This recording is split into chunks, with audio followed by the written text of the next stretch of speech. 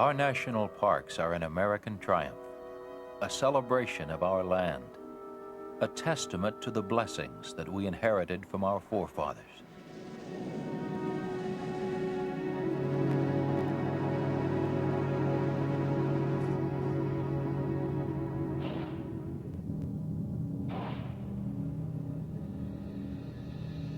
We, the American people, have chosen 50 of our most precious, most irreplaceable, most unique areas and set them aside as preserves, keeping these wild and beautiful places in trust for the future.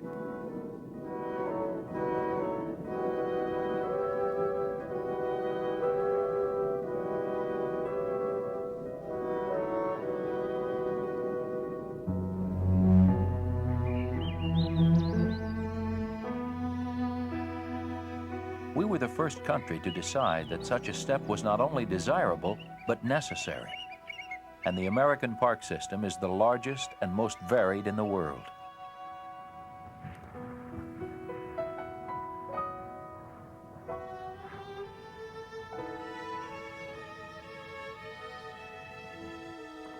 It's dark in here. Watch out for this part here.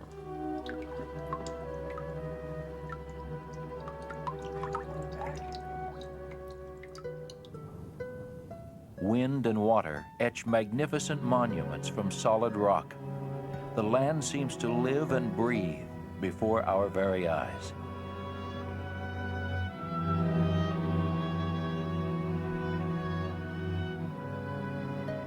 Fascinated, we can contemplate either the differences or the similarities between a rampant forest of sandstone spires and the lush, verdant growth of a rainforest. Our parks provide haven for threatened wildlife and preserve the fragile natural beauty of the wilderness.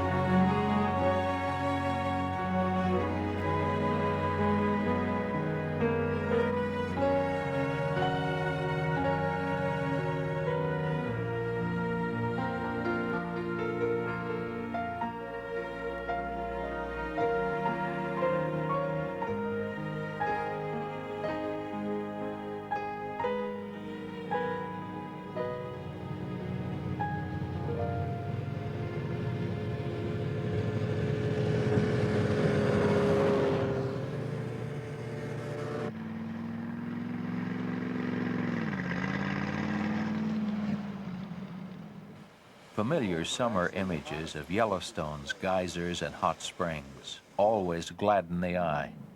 But few realize that in winter, Yellowstone takes on a frosted majesty of unparalleled splendor.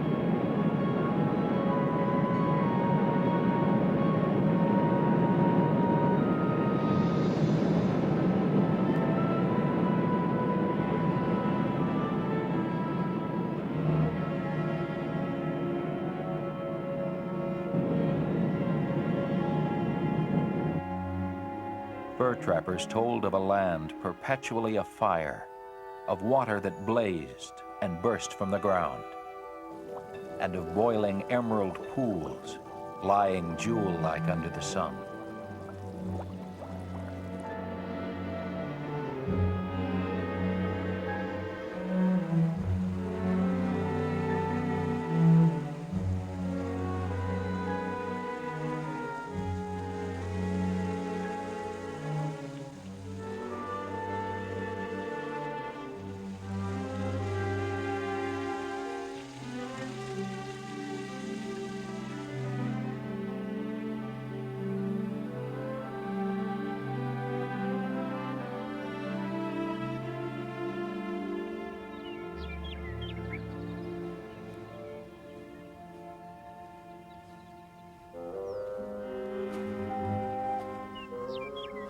They told of nature's children running free, a land of great bears,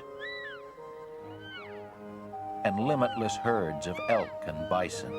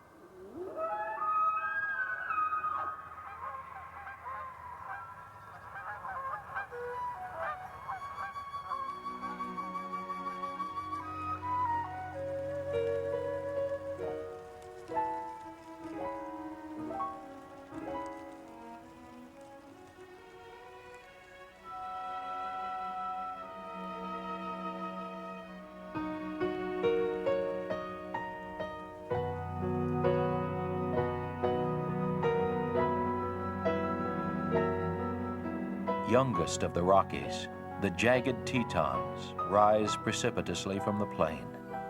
Autumn surrounds them with gold and brings on the frosted air hints of approaching winter.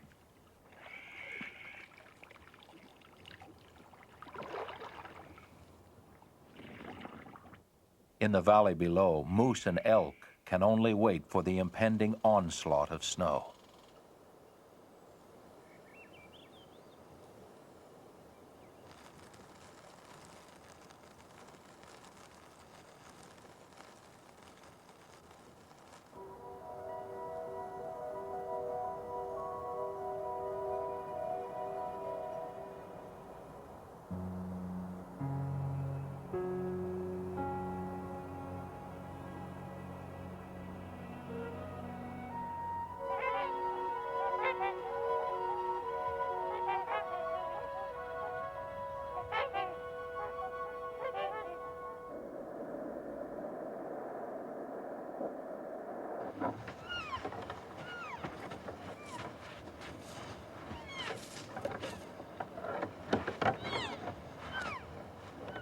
In the sub-zero temperatures, everything, including the battle for survival, intensifies.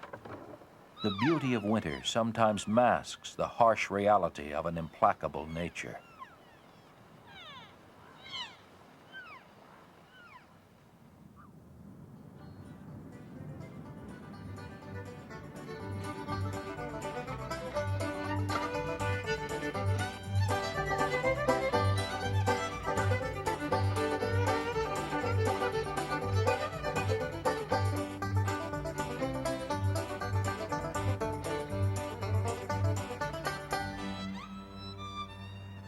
Washington Irving wrote, "There is a serene and settled majesty in woodland scenery that enters into the soul and delights and elevates it and fills it with noble inclinations."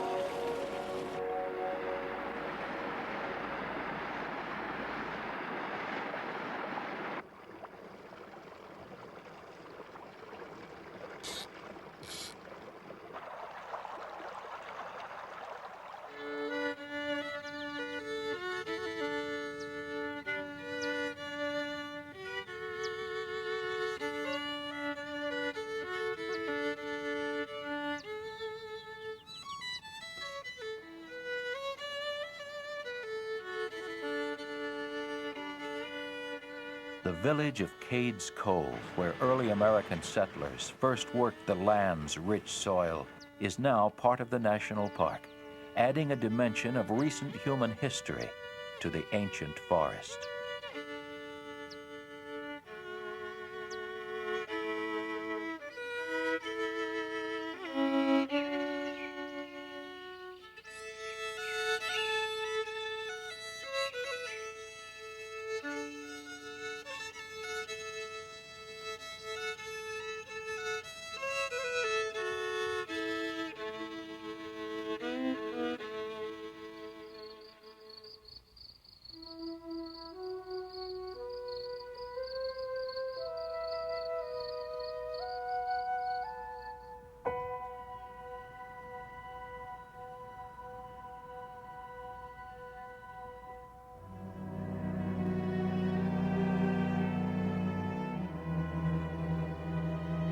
Freeman Tilden, in his book, The National Parks, wrote, "As you journey through Glacier, your impression will be of mountains that are on the march.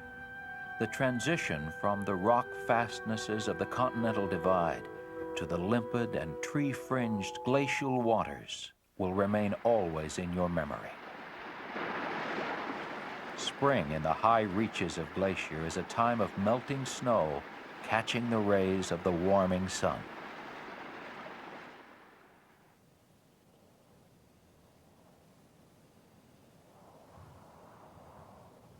It is a time of rich colors, of mountainsides bursting with new life. It's as if each spring creates the park anew.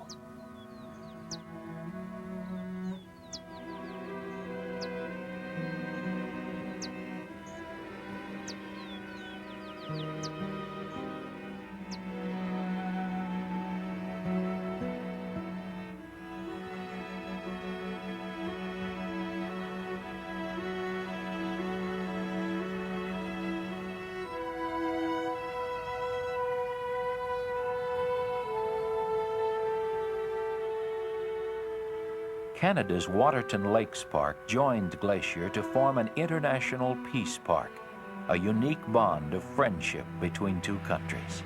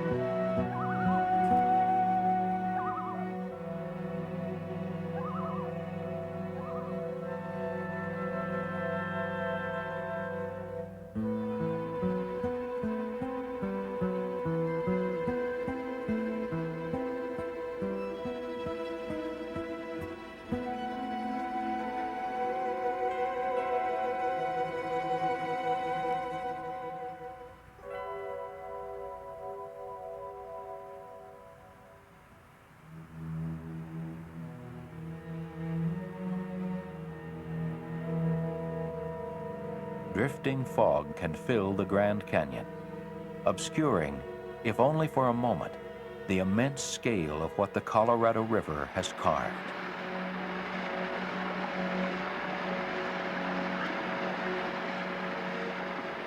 The power of the rushing water can only be appreciated by looking in awe at its handiwork, following the course of the river as it plunges down through the precipitous cliffs it has created.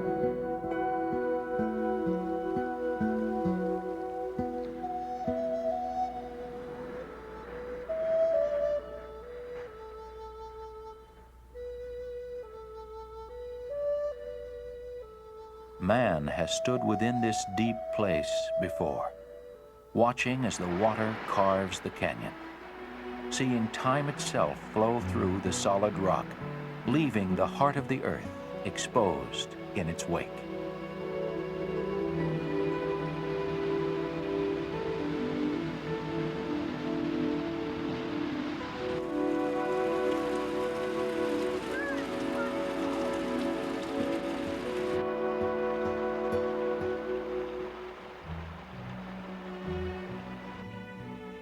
John Wesley Powell, making the first known run through the Grand Canyon, wrote in his journal, "Turning around, we can look through the cleft through which we came and see the river with towering walls beyond. What a chamber for a resting place is this."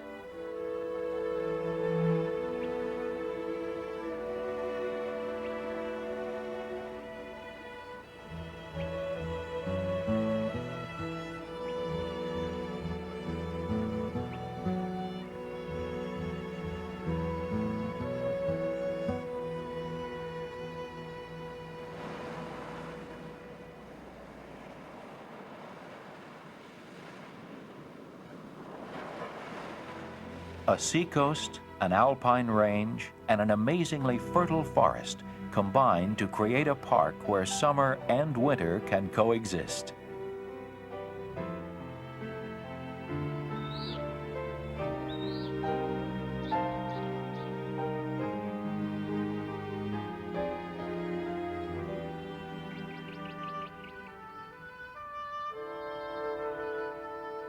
Snow high above, virtual jungle below.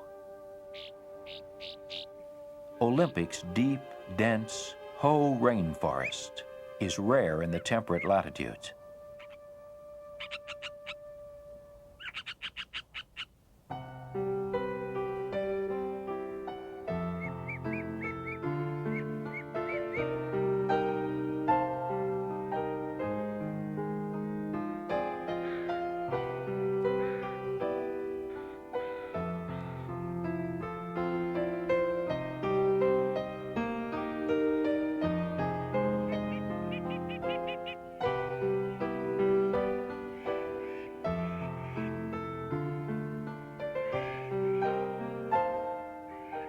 Where the rain falls, there is paradise.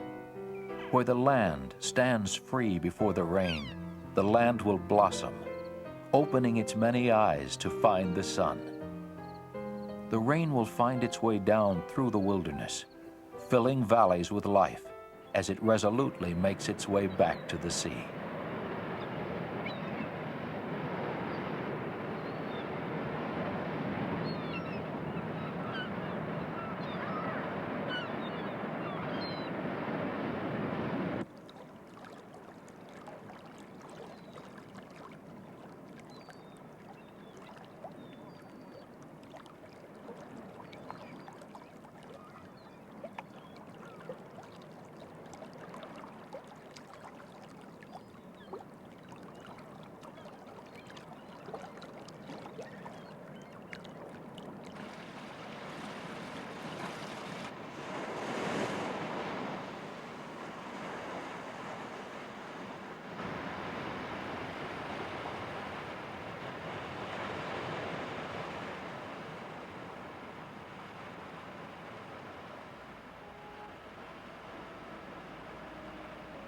We need the tonic of wilderness.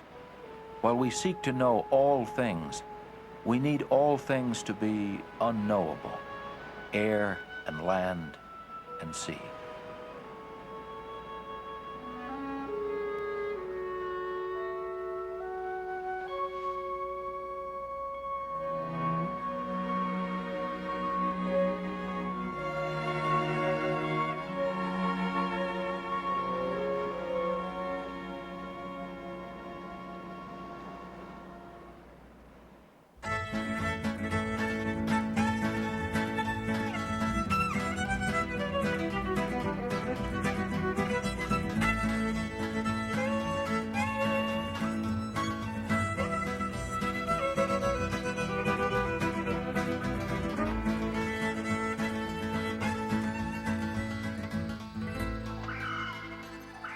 there is a place where earth and water met and joined. A place that could not make up its mind whether to become land or sea, so it became both.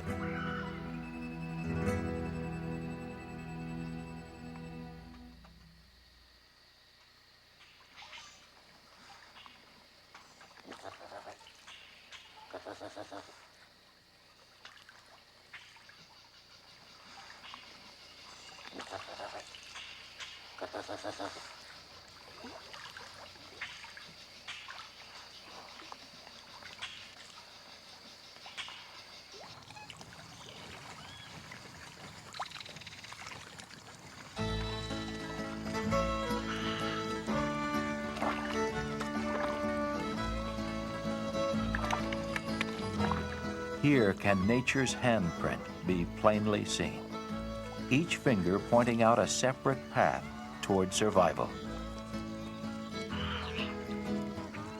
Like the patterns of a fingerprint, the interwoven web of life dances about itself, each element separate and yet irrevocably joined.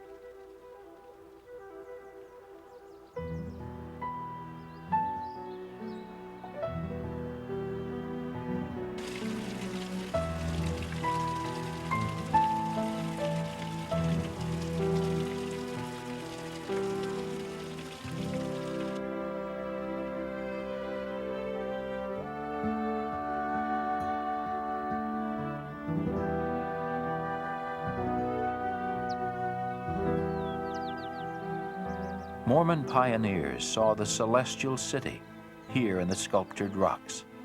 They called it Little Zion. The great white throne of Zion reminds us that the Native Americans revered the canyon as a holy place and preserved it from intrusion.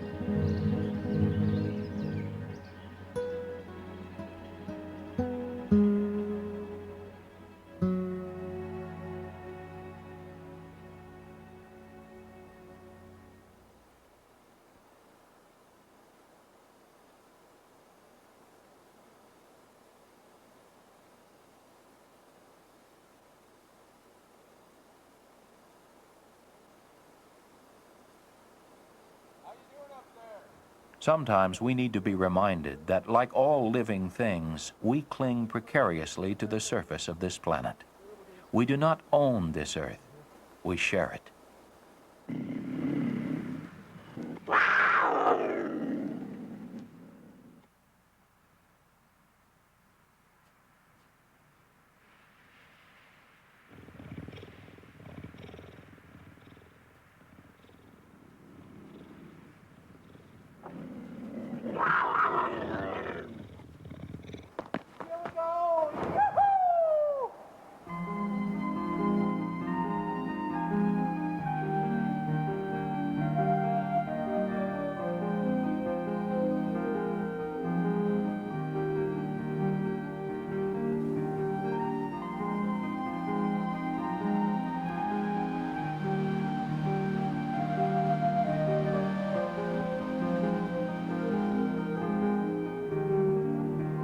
No place is so rare as Yosemite.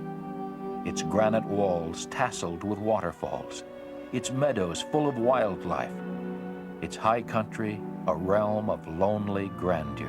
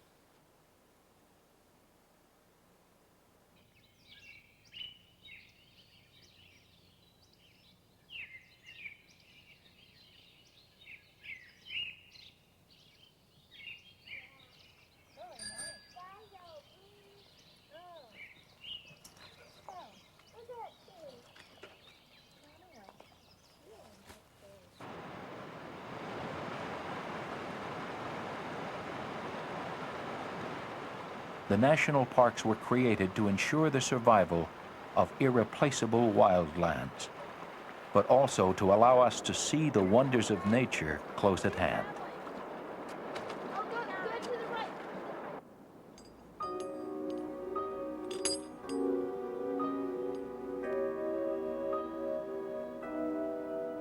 By living for a moment in the midst of these wonders, we will find ourselves all the more eager to preserve them, so that they can continue as they are, haven for both nature and ourselves.